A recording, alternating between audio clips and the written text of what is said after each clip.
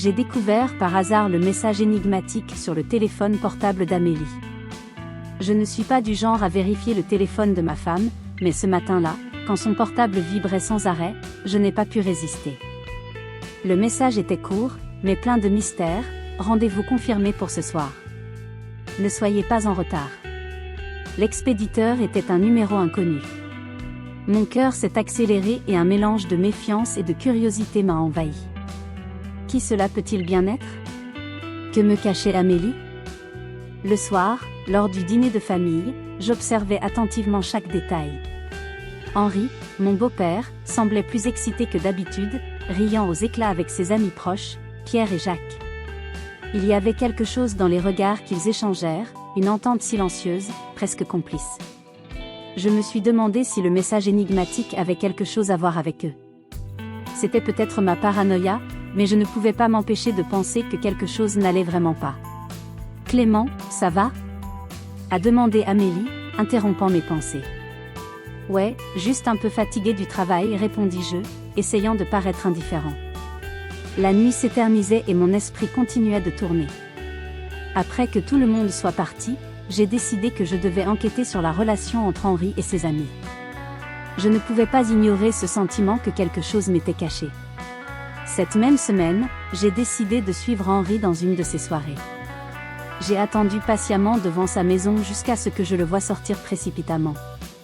Je l'ai suivi à distance, en essayant de ne pas éveiller les soupçons. Il s'est rendu dans un immeuble isolé à la périphérie de la ville. Je l'ai vu entrer dans le bâtiment, accompagné de Pierre et Jacques. Que faisait-il là, à cette heure-là de la nuit? Je suis rentrée chez moi avec plus de questions que de réponses.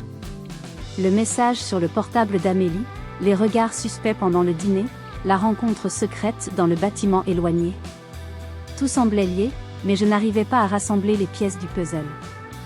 Le lendemain, confronter Amélie au sujet du message sur son téléphone portable était inévitable. J'ai attendu le bon moment, quand nous étions seuls.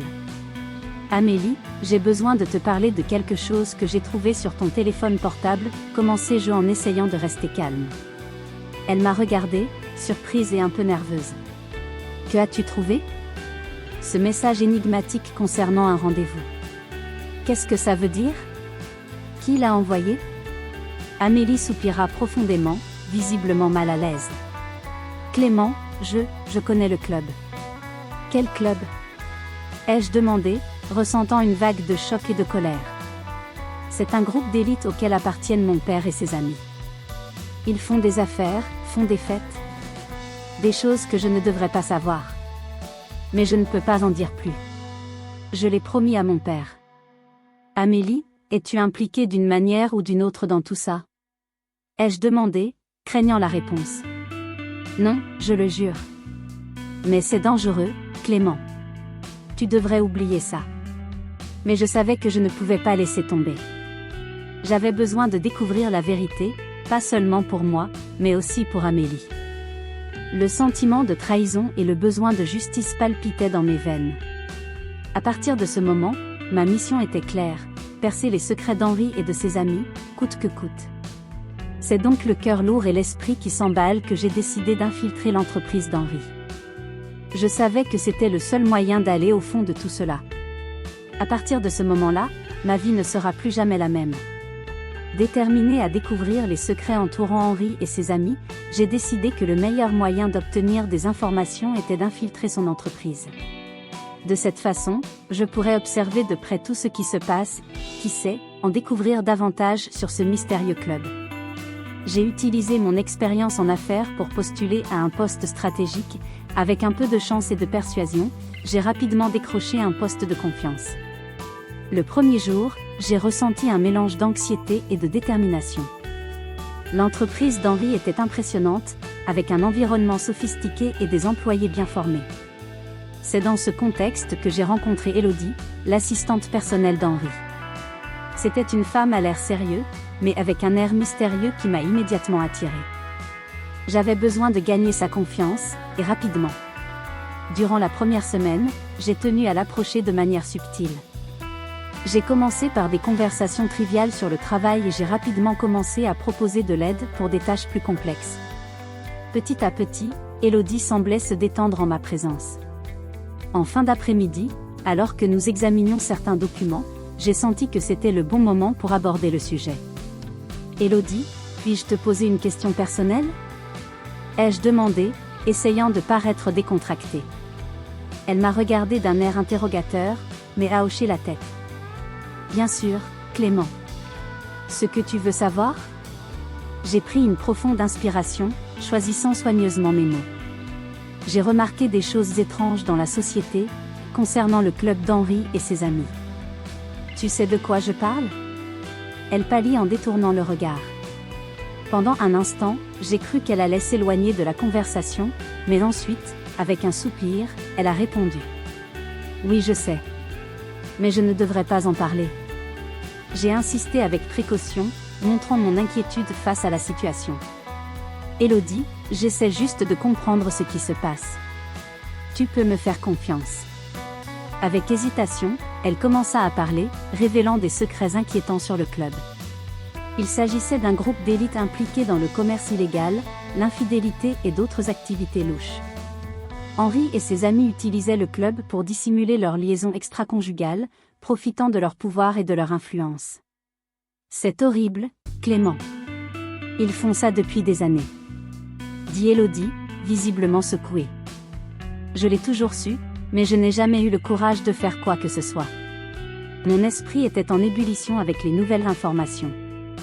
La révélation d'Élodie a confirmé mes soupçons, mais elle a aussi soulevé de nouvelles questions. Amélie en savait-elle plus qu'elle ne voulait l'admettre ? Serait-elle complice, même involontaire, des activités du club ? J'ai décidé de confronter Élodie sur la possibilité qu'Amélie soit impliquée. Et Amélie ? Est-ce qu'elle sait tout cela ? Ai-je demandé en essayant de garder ma voix ferme. Élodie se mordit la lèvre, semblant réfléchir à ce qu'elle allait dire. Je pense que oui. Elle a toujours été proche de son père et a dû réaliser quelque chose. Mais à ma connaissance, elle ne participe pas aux activités du club. La réponse d'Élodie apporta un soulagement momentané, mais le doute persistait. J'avais besoin de reparler à Amélie, de manière plus incisive. Cependant, avant cela, j'ai dû rassembler davantage de preuves. Je ne pouvais pas risquer d'accuser Henri et ses amis sans avoir quelque chose de concret en main. Les jours suivants, j'ai continué à travailler dans l'entreprise, observant chaque geste d'Henri et de ses associés. À chaque nouvelle découverte, l'intrigue devenait plus dense et plus dangereuse. J'étais déterminée à révéler toute la vérité, mais je savais que je devais faire attention. Un faux pas pourrait tout gâcher, y compris mon mariage avec Amélie. Par une nuit particulièrement tendue, je décide de suivre à nouveau Henri, cette fois avec plus de prudence. Je l'ai vu entrer dans un immeuble lointain, accompagné de Pierre et Jacques. J'ai attendu un peu avant de suivre ses pas, en faisant attention de ne pas être vue. À l'intérieur du bâtiment, j'ai entendu des fragments de conversation qui confirmaient leur implication dans des affaires illicites et leur trahison. De retour chez lui, il était plus déterminé que jamais. Je savais que la vérité était obscure, mais elle devait être révélée. Amélie et moi méritions de savoir à qui nous avions affaire, et je n'aurais pas de repos avant d'avoir exposé tous les détails. Le voyage serait difficile, mais j'étais prêt à affronter n'importe quel obstacle sur mon chemin.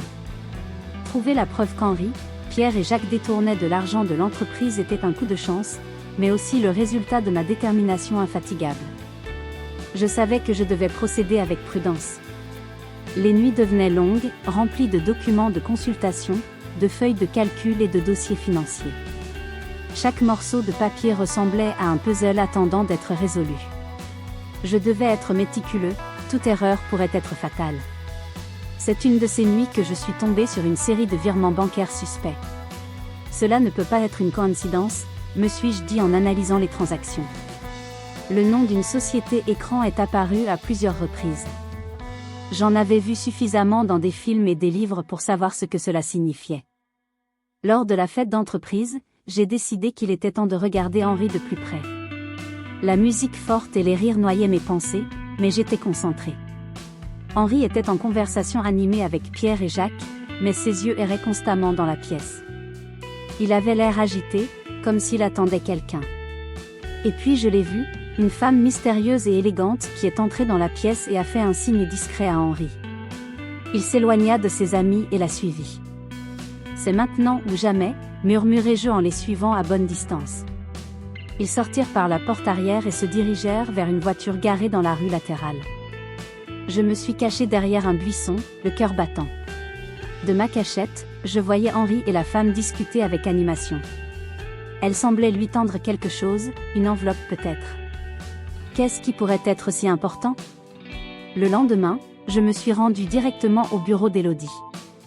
J'avais besoin d'éclaircissements. Quand je suis entrée, elle était occupée à taper quelque chose sur son ordinateur, mais elle m'a regardé avec un mélange de surprise et d'inquiétude.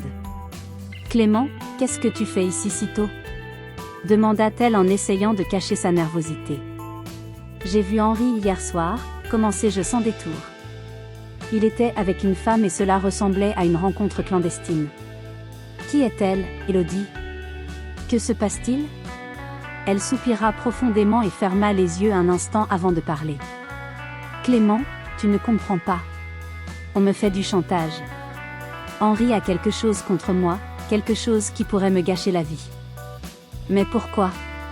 Qu'a-t-il contre toi? » ai-je demandé, essayant désespérément de rassembler les pièces du puzzle.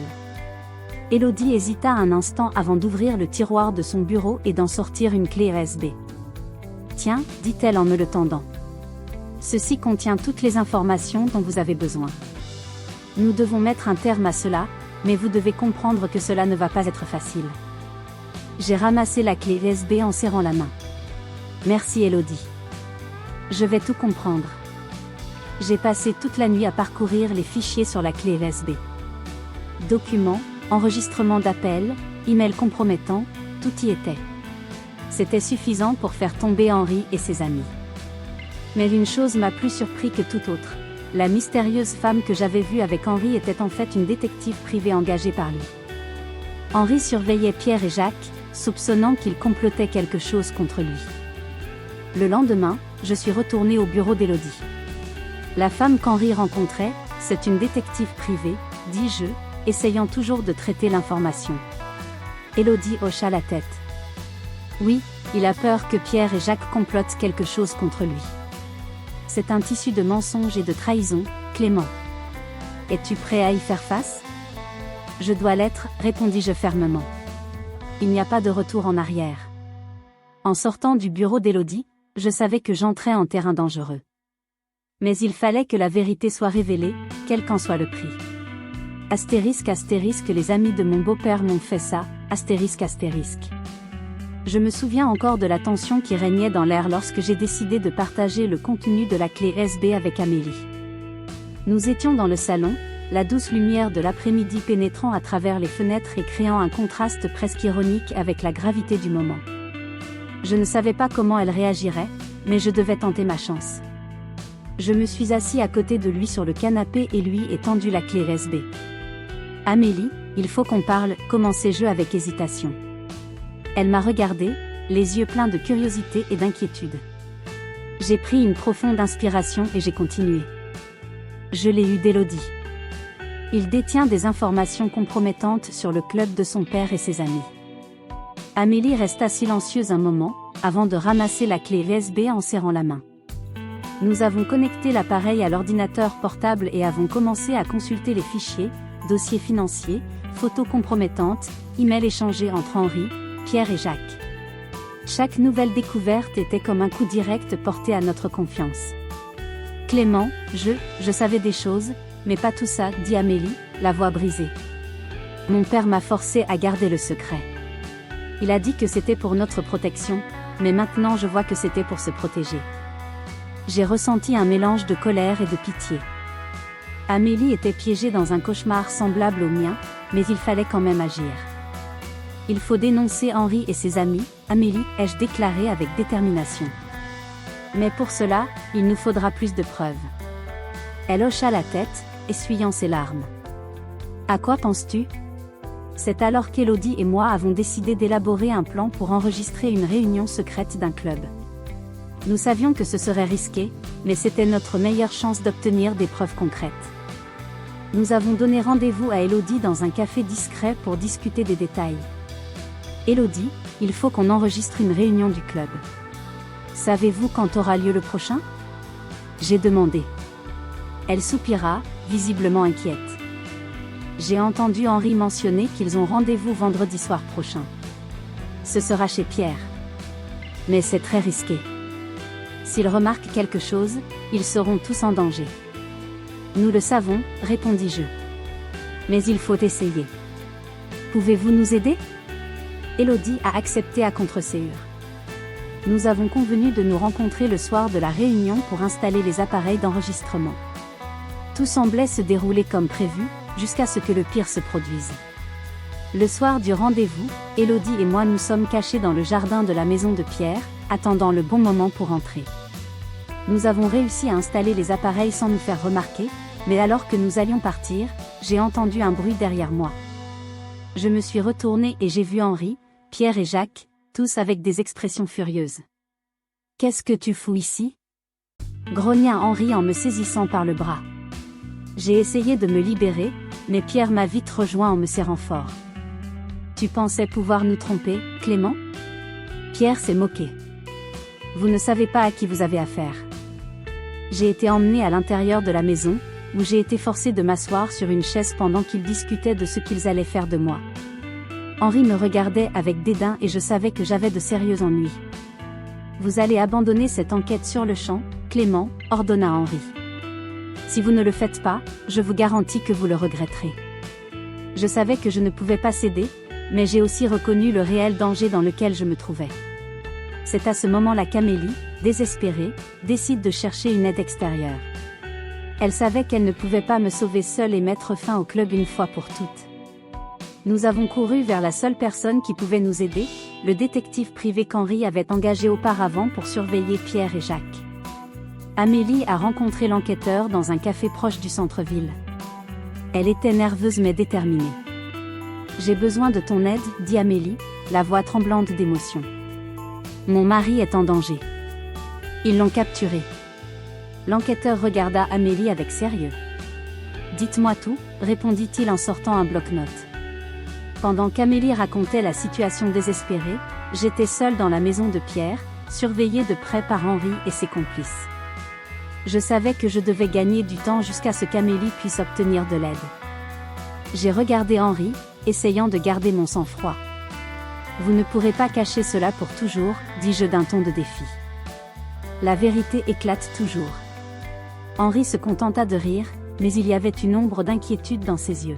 « On verra bien, Clément. Nous verrons. » Tout dépendait désormais d'Amélie et je ne pouvais qu'espérer qu'elle obtiendrait l'aide dont nous avions besoin pour dénoncer Henri et ses amis avant qu'il ne soit trop tard. La nuit était froide et silencieuse et je sentais le poids du monde sur mes épaules.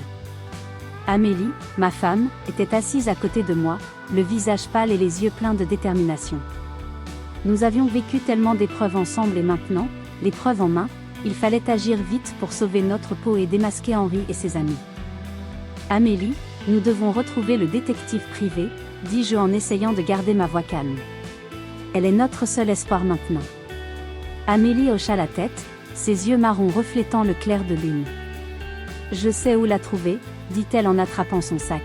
« Allons-y. » Nous avons roulé en silence dans les rues de Lyon, le moteur de la voiture ronronnant tandis que nous passions devant des immeubles anciens et des ruelles étroites. Finalement, nous sommes arrivés dans un petit café au bord de la rivière.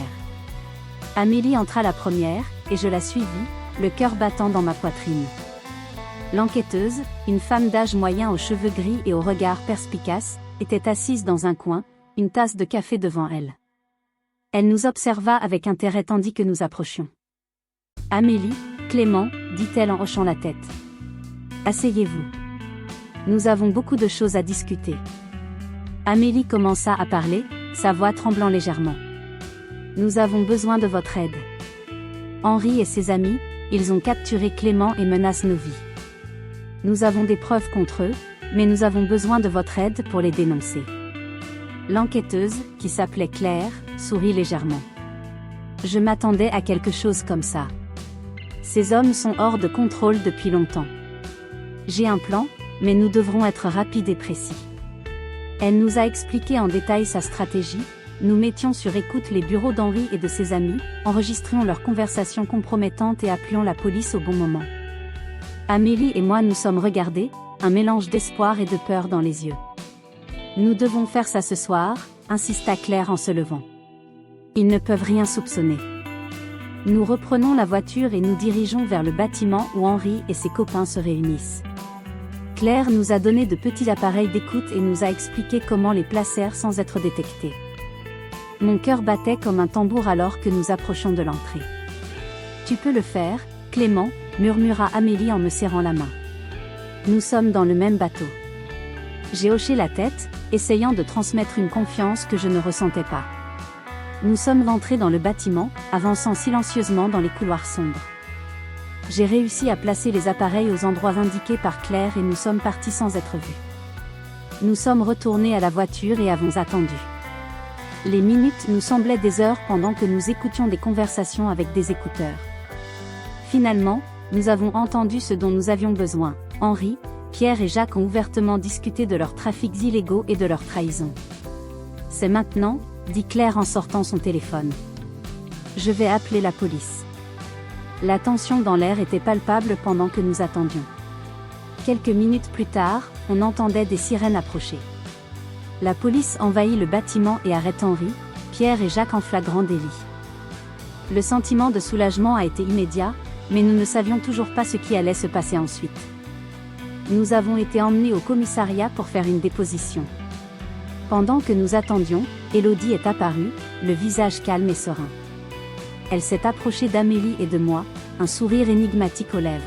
« Clément, Amélie, commença-t-elle, je dois vous dire quelque chose. Je suis policière infiltrée.